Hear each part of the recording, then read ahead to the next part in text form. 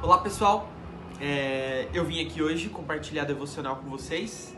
Eu vim por meio do vídeo porque eu acho que é uma maneira que eu me comunico melhor, que eu me expresso melhor e eu acho que esse tempo vai ser bom pra gente.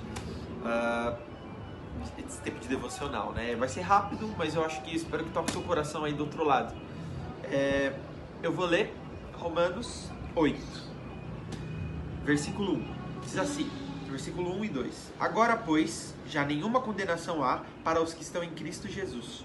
Porque a lei do Espírito da vida em Cristo Jesus te livrou da lei do pecado e da morte. Eu sei que esse versículo é motivo, né, de muita divergência teológica, né? O que de fato é não há nenhuma condenação. Eu não queria ficar entrando nesses pormenores, né, nesses detalhes, mas vamos pensar se de fato esse texto for literal, né? Então não tem condenação para os que estão em Cristo Jesus. Uma coisa legal da gente pensar, né, cara, quem de fato está em Cristo Jesus? A Bíblia fala que não há nenhuma condenação para os que estão, né? Tem um requisito, que é estar em Cristo Jesus, né? Então a primeira coisa é, você tem certeza que você está em Cristo Jesus? A Bíblia ela dá alguns detalhes pra gente em relação a isso, né? O que é nascer do Espírito? O que é de fato estar em Cristo Jesus? Pra mim, algo que eu consigo ter um norte, né? Consigo falar, cara, eu tô em Cristo Jesus, porque uma coisa que é muito falada no Novo Testamento é a questão dos frutos do Espírito, né? Ou seja, paz, amor, temperança, longânimo. De fato, você tem gerado isso no seu coração? Eu acho que essa é a primeira coisa, né? Deus, será que eu tenho gerado isso ou será que isso não tem acontecido? Então, eu acho que isso ajuda a gente a se posicionar, né? Ou a se colocar. Pô, será que de fato eu estou em Cristo? Primeira coisa, você está em Cristo? Segundo, não há nenhuma condenação. Se você está em Cristo, não há nenhuma condenação. Olha que incrível. Eu durante muito tempo fiquei pensando, nossa, mas não tem sentido não ter condenação. Porque se não tiver condenação, as pessoas elas não caminham direito. Se você não tem uma lei para punir as pessoas que não usam máscara durante a pandemia, as pessoas vão sair na rua sem máscara. Só que, gente, as coisas que acontecem lá do alto de Deus, elas não são as mesmas que acontecem aqui pra gente. A gente, como ser humano, às vezes a gente tenta estabelecer os mesmos meios de comparação entre as coisas celestiais e as coisas terrenas. Para Deus, a lei... Que lei a gente está falando?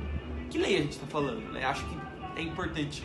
Porque quem é muito religioso, né, quem se apega muito à religião, fica de fato pensando, cara, eu tenho que ir para a igreja todo domingo, eu não posso pecar, eu não posso fazer isso, desculpa, eu não posso fazer aquilo. Deus olha o nosso coração, Ele não olha o exterior, Ele não olha de fato se você está cumprindo a lei a rigor, o que está dentro do seu coração. Então eu acho que isso é o mais importante desse versículo. Não tem condenação para quem está em Cristo Jesus. Eu vou dar um exemplo para deixar muito claro que eu vi aqui nesse livro, do Timothy Keller. Quem não leu esse livro, chama Romanos para Você. Inclusive a Cláudia que me emprestou. Do 8 ao 16. Tem a Romanos para Você do 1 até o 7. Eu indico para vocês aí. Mas não é um comentário, né? É um livro expositivo, né? Que ele tenta detalhar mais os versículos para ajudar na hora da meditação. Eu ia falar sobre o exemplo. Nesse livro tem um exemplo que para mim é muito claro, né? Eu posso até dar outro exemplo que eu fiquei pensando. Numa relação conjugal entre um marido e uma mulher, se por algum motivo o marido comete infidelidade, por exemplo, na nossa lei do Brasil, quando o marido comete infidelidade, ele vai preso? A lei julga ele para ele ir preso? Não julga ele para ir preso. Pode usar como argumento de separação, entre outras coisas. Mas a lei não vai condenar o marido porque ele foi infiel. Porém, a esposa, com certeza, vai condenar. Não condenar conforme a lei, mas condenar em relação ao sentimento. Ou seja, aquilo de fato vai ser quebrado, uma relação de aliança, de confiança. Então, a gente tem que pensar nessa relação da gente com Deus. A minha relação com Deus não é baseada na lei. Deus não vai me punir se eu não for para a igreja. Deus não vai me punir se eu pecar hoje. Mas a nossa relação ela vai ser afetada. Eu vou me sentir mais longe.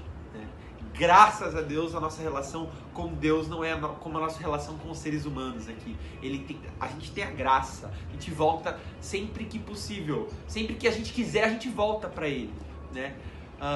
Mas de fato, por que a gente vai pecar então? Se tem alguém que sempre aceita a gente de volta, que ama a gente e não julga a gente conforme a lei, cara, não tem motivo. A gente peca porque a gente é ser humano e está nesse corpo ainda que é muito imperfeito. Mas se tem alguém que está passando aí por algum problema, alguma prisão, algum pecado que você não consegue desvencilhar, ou coisas boas que você queria fazer e não consegue, primeiro esteja em Deus, né? Dê frutos através do Espírito Santo. E segundo entenda que a sua relação com Deus não é baseada na lei, mas sim baseada no amor, na confiança que Ele tem por você e você tem por Ele. Isso é o mais importante. Quando a gente estabelece isso na nossa vida, a gente não vai parar de pecar porque a gente tem medo da lei, mas a gente vai parar de pecar e a gente vai viver em santidade, porque estar em santidade não tem uma relação direta com parar de pecar. Tem muita gente que coloca isso, né? Mas estar em santidade vai muito mais além disso. Mas você não vai pecar, você vai estar em santidade, enfim, outros fatores, quando você entender que a sua relação com Deus é totalmente por amor. Ele ama você, então Ele faz isso porque Ele te ama e não por outros motivos. Era isso que eu queria deixar aqui hoje, pessoal. Espero que possa chegar na vida de alguém que esteja precisando dessa mensagem, beleza? Fica na paz, até mais.